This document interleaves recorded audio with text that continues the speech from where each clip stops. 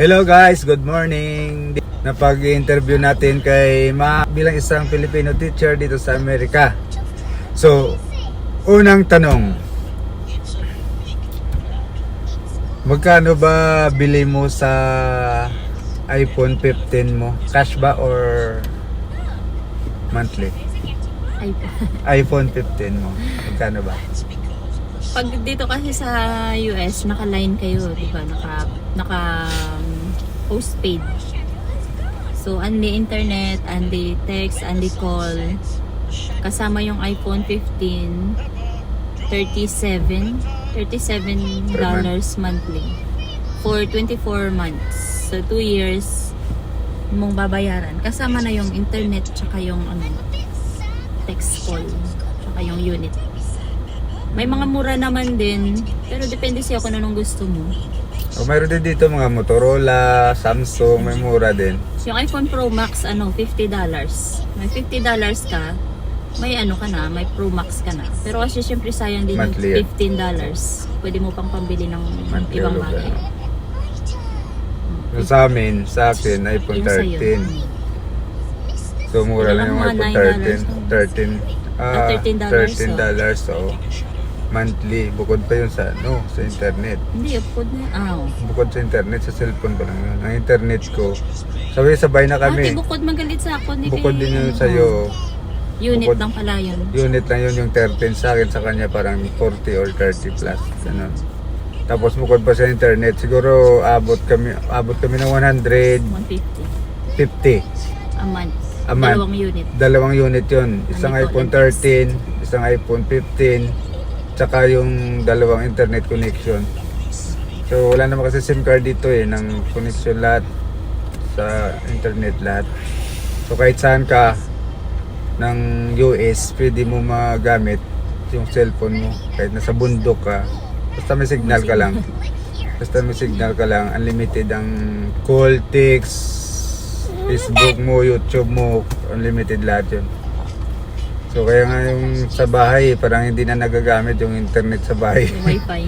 Yung wifi sa bahay hindi na nagagamit. Pero libre naman yun kasi kasama sa yun. Hindi pala libre, kasama sa rent eh. Libre, kasama Libre sa yun. So, unang tanong, yan na po. Sa pangalawang tanong natin, sa internet connection, di ba? Oo, yung internet sa apartment, AT&T siya, tapos kasama na siya sa rent. So, wala kaming binabayaran sa internet.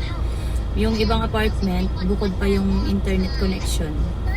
So, swerte lang kami at libre yung wifi sa bahay. So, walang limit yun kung ilang Gig. device yung Or- i-connect mo doon. Kahit na 10 cellphone o 10 laptop, i-connect mo, okay lang. Unlimited. AT&T ang connection namin. Di ba ang niya, ang call center niya? Di ba call center yan? Pilipinas. Philippines yung sumasagot eh. Yan sa call center dito. Mga Pinoy, yung sa call center ng AT&T, mga Pinoy. Shout out sa mga call center agent dyan. Mga call center agent dyan ng AT&T. So nakatawag minsan siya, nakasagot sa call center na Tagalog. Pero English yung salita, pero Tagalog ang tao, pero Filipino. Kasi tatawagan mo lang pag nagpa-connect ka ng internet, pag nagpakabit ka ng internet, tatawagan mo lang sila. Tatawagan mo lang sila. Online lang din. Mm. So, di ka na kailangang pumunta doon sa kung saan opisina nila. Okay. Tawag ka lang. So, yun po ang tanong natin tungkol sa connection at saka yung iPhone 15. So, patuloy na lang natin ang ipatuloy po natin to ang buhay namin dito sa Amerika. Ipinto namin sa inyo.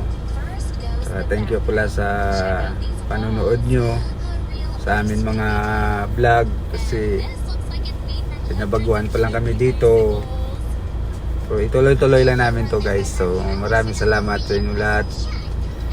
Shout out uli sa mga pamilya namin, sa pamilya Sangko, sa mga Terwell family. Shout out sa inyo dyan sa Pilipinas or either mga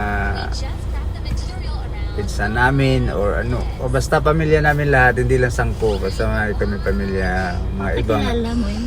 apelyido, mga kilala, mga kamag-anak, mga friends, shoutout pala. Thank you sa mga nag-share ng amin mga video.